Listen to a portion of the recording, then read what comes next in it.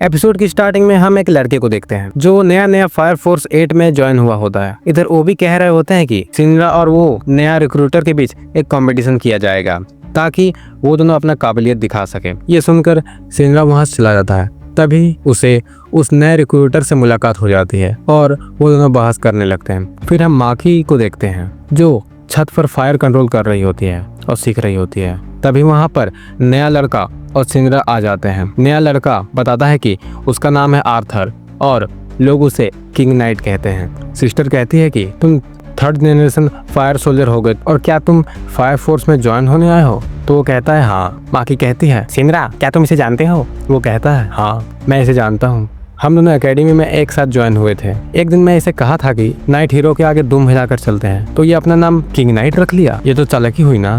ये साना बनने की कोशिश करता है पर इसका ऊपर का माला खाली है, इसलिए ज्यादातर ये चुप ही रहता है। पर ना जाने क्यों सभी लोग इसे पसंद क्यों करते हैं। पर मेरा बाजुओं में जो ताकत है इसमें कहाँ, पर नाइट किंग के आगे सभी झुकते हैं। तभी वहाँ लेफ्टिनेंट आ जाते हैं। माखी उन्हें बताती है ये नया लड़का आया है और सिंद्रा की इससे अच्छी दोस्ती है एकेडमी से ही।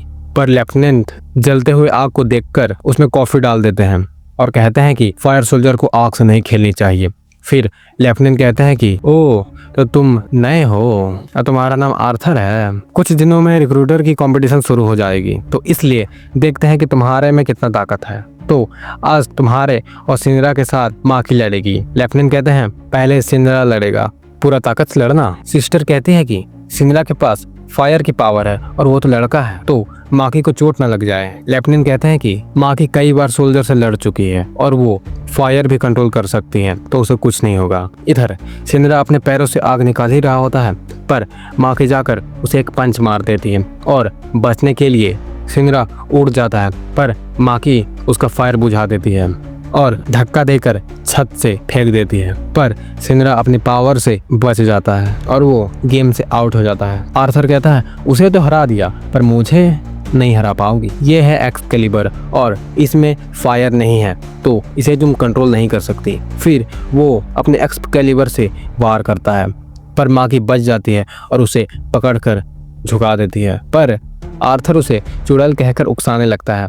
तभी पीछे से सिंद्रा भी आ जाता है पर माकी सिंद्रा के फायर को एक फायर बॉल बना देती है और वो एक्सकैलिबर को भी। फिर दोनों को जोड़कर बड़ा सा बॉल बना देती है जिसे देखकर दोनों हार मान जाते हैं और लेफ्टिनेंट उस बड़े फायर को बुझाने लगते हैं जिससे देखकर माखी रोने लगती है। सीन शिफ्ट हो जाता है। हम सिंद्रा को देखते हैं जो टाइप 7 की प्रैक्टिस कर रहा होता है ताकि लड़ाई में इस्तेमाल कर सके क्योंकि उसे अभी तक अपने पावर में कंट्रोल नहीं हासिल हुआ है। ये टाइप 7 को ट्रिगर करने से एक पवित्र कील निकलता है। आर्थर कहता है कि मुझे इसकी कोई जरूरत नहीं है क्योंकि मेरे पास एक्सकैलिबर है जो बेहद गर्म और बेहद ब्लेड का बना हुआ है जो लपटों का प्लाज्मा है जो हैंडल से निकलता है। तभी रेड अलर्ट चालू हो जाता है और माकी आकर बताती है कि एक इन्फर्नल दिखा है जिसे रोकने के लिए ये लोग निकल जाते हैं। वो भी बताते हैं कि ये आग एक बंगलों में लगा है इसलिए हमें इन्फर्नल से पास में लड़ना पड़ेगा। तो वो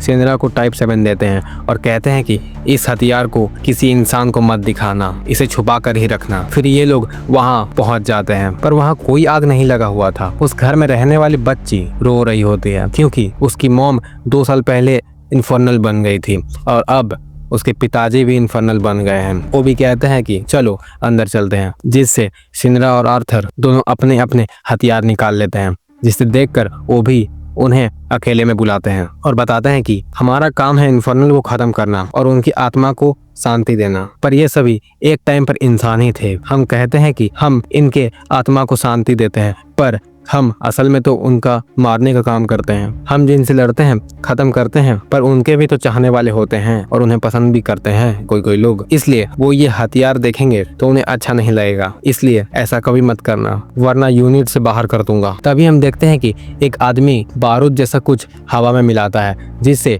हवा में एक आग वाला चेहरा बन जाता है। इसलिए फायर फोर्स वाले अंदर चले जाते हैं पर क्या देखते हैं वो इन्फर्नल तो डाइनिंग टेबल में शांति से बैठा होता है। आर्थर कहता है इसे खत्म करने का मौका मुझे दीजिए। सिंद्रा कहता है ये तो आग भी नहीं लगाया तो बेगुनाह को क्यों मारे। आर्थर कहता है कि कितनी देर से ये जल रहा है और ये दर्द को सह रहा है इसलिए मैं इसे दर्द से मुक्ति देना चाहता हूँ। कैप्टन कहते हैं ठीक है, फिर हम इसे मुक्ति देने वाले हैं, तो सिस्टर प्रार्थना शुरू करिए। फिर आर्थर इन्फर्नल के पीछे जाकर उसे एक्सकैलिबर से मार देता है और कहता है आग की महान लपटों में लौट जाएं। फिर सभी कहते हैं ऐसा ही हो।